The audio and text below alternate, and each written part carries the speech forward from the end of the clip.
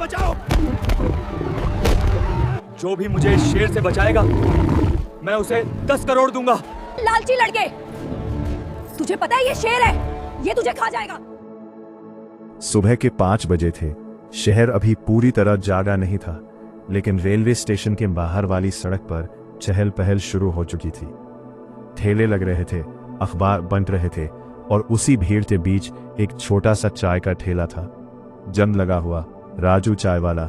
राजू की उम्र 15 साल थी। दुबला शरीर, सांवला रंग, बाल हमेशा बिखरे हुए और आंखों में उम्र से ज्यादा समझ। वह गैस चूल्हे पर केतली चढ़ा रहा था। दूध उबल रहा था, अदरक कोटी हुई थी और चाय पत्ती उसने जा। राजू के लिए चाय सिर्फ चाय नहीं थी, वही उसकी कमाई थी, वही उसकी जिम्मेदारी। उसी से उसकी माँ का इलाज चलता था, उसी से दोनों का पेट भरता था। उसकी माँ पास ही फुटपाथ पर बिछी पुरानी चादर पर बैठी थी। कमजोर शरीर, सूनी आंखें और ज्यादा भाग दौड़ मत कर, माँ ने धीमी आवाज में कहा। राजू ने मुस्कुराकर सिर हिला दिया। चिंता मत कर माँ, आज अच्छी बिक्री होगी, आज शहर में बड़ा उद्घाटन है। माँ ने कुछ नहीं पूछा, वह जानती थी कि बेटे की हर सांस मेहनत से भरी है। आज शहर में हलचल कुछ ज्यादा थी। पोस्टर लगे थे, बैनर टंगे थे, नया जू, देश का सबसे बड़ा चिड़ियाघर, अखबारों में फोटो छपे थे एक बड़े उद्योगपति के, जो राजू ने अखबार में उसकी तस्वीर देखी थी। महंगे सूट में आदमी, चेहरे पर आत्मविश्वास। राजू ने चाय छानते हुए सोचा, कितनी अलग जिंदगी है इसकी और मेरी। सुबह 8 बजे तक भीड़ बढ़ गई। पुलिस वाले, मीडिया वाले, कैमरे, जियो लड़के, एक चाय भैया, 2 कटिंग। राजू के हाथ तेज चल रहे थे, लेकिन दिमाग शांत था। वह हर चेहरे को देख रहा था, डरे हुए, खुश, उत्साहित। फिर अचानक एक अजीब सी आवाज आई। पहले लगा जैसे कोई भारी चीज गिरी हो, फिर चीख, फिर अफरात। शेर बाहर आ गया। राजू का दिल जोर से धड़का। उसने पहली बार जू के अंदर से ऐसी दहशत देखी थी। और तभी उसने देखा, सिक्योरिटी के घेरे के बीच वही करोड़पति आदमी खड़ा था। उसका चेहरा सफेद पड़ चुका था और उसके ठीक सामने कुछ देर एक शेर, खुला हुआ, आजाद, आंखों में आग, और हर कदम उस आदमी की तरफ। भीड़ दूर भाग चुकी थी, पुलिस जमी हुई थी, कोई आगे नहीं बढ़ रहा था। करोड़पति आदमी चीखा, जो भी मुझे बचाएगा मैं उसे 10 करोड़ दूंगा। राजू ने पहली बार जिंदगी में डर को इतना पास से देखा। वो डर जो सिर्फ आंखों में नहीं, पूरे माहौल में फैल जाता है। हवा थमसी गई थी, शोर अचानक खामोशी में बदल गया था। शेर जमीन पर धीरे धीरे चल रहा था। हर कदम के साथ उसकी मांसल टांगें उभर रही थी, पूंछ हल्की हल्की हिल रही थी। आंखें सीधे उस आदमी पर टिकी थी, जो अब करोड़पति नहीं, सिर्फ एक डरा हुआ। गलती से भी शेर भड़का तो हालात और बिगड़ जाते। राजू ने चाय का केतली नीचे रखी। उसका दिल तेज धड़क रहा था, लेकिन दिमाग अजीब तरह से शांत था। उसने बचपन में शेर नहीं देखा था, लेकिन उसने जानवरों की आंखें देखी थी। गू भीड़ में से कोई चिल्लाया, लड़के पीछे हट, मर जाएगा। राजू ने सुना, लेकिन रुका नहीं। उसकी नजर पास पड़ी एक मोटी रस्सी पर गई, झुके एक अधूरे पिंजरे के पास। शायद अभी उद्घाटन की तैयारी में इस्तेमाल हुई थी। राजू ने रस्सी उठा ली। हाथ में पकड़ते ही उसे एहसास हुआ, ये रस्सी सिर्फ रस्सी नहीं है, ये उसकी जिंदगी का सबसे बड़ा फैसला है। उसने माँ की तरफ देखा। माँ की आंखों में डर था, लेकिन साथ ही एक अजीब सा भरोसा भी। राजू ने धीरे से खोलकर सांस रोके देख रहे थे। एक 15 साल का लड़का और सामने जंगल का राजा। शेर ने उसकी तरफ देखा, एक पल के लिए, फिर दहाड़ा। दहाड़ ऐसी कि कई लोग वहीं बैठ गए। करोड़पति आदमी रोने लगा, बचाओ, मुझे बचा लो। उसने आंखें नीचे रखी, सीधे शेर की आंखों में नहीं देखा। धीमी आवाज में बोला, शांत शांत। किसी ने पीछे से चिल्लाया, पागल है क्या, से बात कर रहा है। लेकिन शेर रुक गया, बस 1 सेकंड के लिए। उसी 1 सेकंड में राजू ने रस्सी को जमीन पर फेंक दिया। जिंदगी और मौत के बीच कांप रहा था। अगले पल क्या होगा ये कोई नहीं जानता था। शहर की सांसें अटकी हुई थी और कहानी अब अपने सबसे खतरनाक मोड़ पर पहुंच चुकी थी। राजू और शेर के बीच अब ज्यादा दूरी नहीं बची थी, सिर्फ के घबराहट थी। राजू ने यह समझ लिया था, उसके हाथ में रस्सी थी, लेकिन उसने उसे फेंका नहीं। उसने पहले शेर को देखा, फिर आसपास के माहौल को। चारों तरफ शोर था, लेकिन पास आते ही उसे लगा जैसे सब आवाजें दूर हो गई हों। अब सिर्फ वह था और सामने खड़ा जानवर। राजू को अपने गांव की याद आई, जब एक बार खेत में घुसा सांड बेकाबू हो गया था। लोग लाठी लेकर भागे थे, लेकिन सांड और भड़क गया था। तब उसके पिता ने कहा था, जानवर ताकत से नहीं रुकता। वो राजू ने वही किया।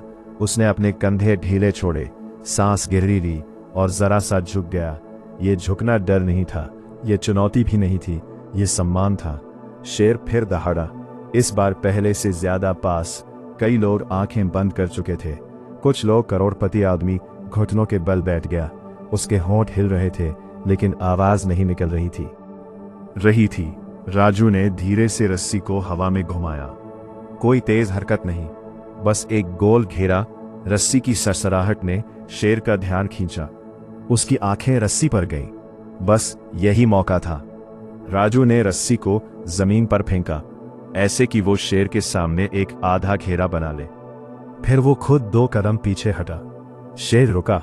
वो आगे भी जा सकता था, लेकिन रुका, क्योंकि सामने अब उसे हमला नहीं दिख रहा था। उसे रास्ता नहीं। भीड़ में हलचल हुई। पीछे गया।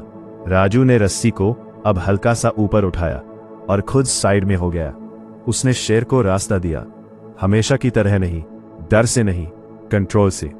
शेर ने गर्दन घुमाई, चारों तरफ देखा, फिर धीरे धीरे उसी तरह राजू उसके साथ साथ चल रहा था, दूरी बनाए हुए, रस्सी को बस संकेत की तरह इस्तेमाल करता हुआ। हर कदम पर लोग सांस छोड़ते, हर कदम पर डर थोड़ा कम होता। अब शेर करोड़पति आदमी से दूर जा चुका था और पहली बार सबको लग रहा था शायद यह लक्ष्य उसकी चाल में अब हमला नहीं था, बस रास्ता खोजने की बेचैनी थी। राजू जानता था यही सबसे खतरनाक पल होता है, जब जानवर पीछे हटता है लेकिन पूरी तरह शांत नहीं होता। जू का टूटा हुआ गेट अब साफ दिख रहा था, वहीं से शेर बाहर निकला था। अंदर राजू ने पीछे मुड़कर देखा। करोड़पति आदमी अभी जमीन पर बैठा था। उसके चेहरे पर शर्म, डर और राहत तीनों एक साथ थे। राजू ने बिना रुके बस इतना कहा, हिलना मत। उसकी आवाज में आदेश नहीं था, पर भरोसा था। शेर अचानक रुका। उसके कान पिट, गोली मत चलाना। लेकिन आवाज भीड़ में दब गई। शेर ने राइफल की चमक देख ली थी। उसका शरीर तन गया, मांसपेशियां सख्त। अब अगर एक भी गोली चलती तो शेर पलटकर हमला करता और पहला शिकार राजू होता। राजू ने बिना सोचे रस्सी जमीन पर फेंकी और दोनों हाथ ऊपर उठा दिए, खुले हाथ, खाली हाथ। उसने शेर को सीधा नहीं देखा, बस साइड से धीमी टूटती हुई आवाज में बोला, कोई तुझे मार नहीं रहा, कोई तुझे बांध नहीं रहा। उसकी आवाज में राजू ने एक कदम पीछे लिया, फिर दूसरा। उसने शेर को आगे बढ़ने का रास्ता दिया और खुद को खतरे में रखा। भीड़ से किसी ने कहा, यह लड़का पागल है, लेकिन शेर ने दहाड़ा नहीं। उसने सूंघा हवा में और फिर एक गहरी सांस ली। उसकी गर्दन थोड़ी झुकी। राजू ने फिर रस्सी उठाई, इस बार फंदा बनाने के लिए नहीं, बस एक शकल, एक निशान। उसने रस्सी जमीन पर ऐसे डाली कि शेर के चारों तरफ एक सीमित घेरा बन जाए। शेर अंदर खड़ा था, घिरा हुआ। अभी नहीं सब रुक गए, क्योंकि उस पल जू का सबसे बड़ा जानवर एक चाय बेचने वाले लड़के की सांसों की लय पर खड़ा था और पहली बार डर हार रहा था। पूरा इलाका जैसे जड़ हो गया था। कोई हिल नहीं रहा था, कोई बोल नहीं रहा था, सिर्फ शेर की सांसों की आवाज थी और आजू की धीमी धीमी फुसफुसाहट। जू के सीनियर ट्रेनर ने हाथ के इशारे से टीम को रोका। डार्ट गन नीचे कर दी गई। जाल थामे हुए लोग वहीं ठहर गए। सब समझ चुके थे, अगर इस पल कोई जल्दबाजी हुई तो सब खत्म। राजू के माथे से पसीना टपक रहा था। उसकी कमीज पीठ से चिपक चुकी थी, लेकिन उसके पैर नहीं कांप रहे थे। वो जानता था अब रस्सी का नहीं, उसके अपने भरोसे का इम्तिहान है। शेर ने जमीन का, तू यहां सुरक्षित नहीं है, वहां जा जहां तेरा घर है। कोई नहीं जानता शेर शब्द समझता था या नहीं, लेकिन भाव उसने समझ लिया। उसने एक कदम आगे बढ़ाया, फिर रुका। राजू पीछे हट गया। फिर शेर ने दूसरा कदम लिया। राजू फिर पीछे हटा। दो आज उसकी जान सिक्योरिटी, पैसे या ताकत से नहीं, एक गरीब लड़के के धैर्य से बची है। जू का खुला गेट अब सामने था, अंदर अंधेरा था। शेर की जगह राजू रुक गया। उसने रस्सी को जमीन पर रख दिया, पूरी तरह अब उसके हाथ खाली थे। उसने सिर झुकाए। एक आखिरी बार राजू खड़ा था, थका हुआ लेकिन सीधा। शेर ने दहरा नहीं, बस सांस छोड़ी। गेट धीरे से बंद हुआ और उसी पल शहर की सांसें छूटी। तालियां नहीं बजी, पहले नहीं। पहले लोग रोए, कुछ जमीन पर बैठ गए, कुछ ने भगवान का नाम लिया। कैमरे चल पड़े, मीडिया चीख उठा, लेकिन राजू वहीं खड़ा था, शांत। वह भीड़ की तरफ नहीं देख रहा था। उसकी नजर दूर फुटपाथ पर बैठी अपनी मां पर थी, और उसकी मां की आंखों में आज पहली बार डर नहीं था। तालियों की आवाज आबास, मीडिया की भीड़ उसकी तरफ दौड़ी। माइक आगे बढ़े, कैमरे जूम करने लगे, लेकिन राजू ने एक कदम पीछे लिया। उससे यह सब अजीब लग रहा था।